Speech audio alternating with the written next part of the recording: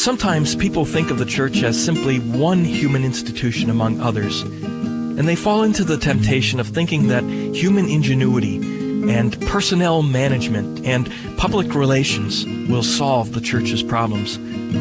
Today's saint, a bishop and doctor of the church named Hilary, had a very different view, and so should we. Hello, I'm Father James Kubicki, and though Saint Hilary lived a long time ago in the 4th century, something he wrote then is just as important today. The following is a reflection on Psalm 126. Unless the Lord builds a house, the builders labor in vain. Then Hilary quotes St. Paul, who wrote, "You are the temple of God.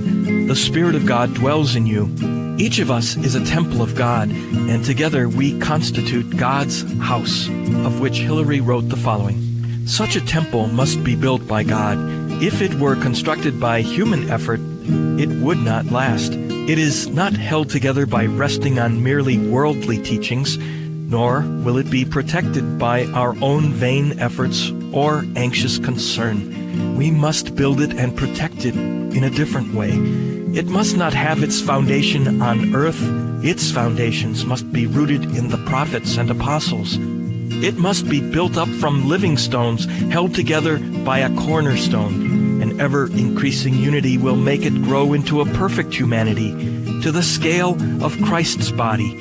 Its beauty and its charm are the adornment given to it by supernatural grace. A house so built by God, that is, by God's guidance, will not collapse. Through the efforts of the individual faithful, this house will grow into many houses, and thus will arise the blessed and spacious city of God.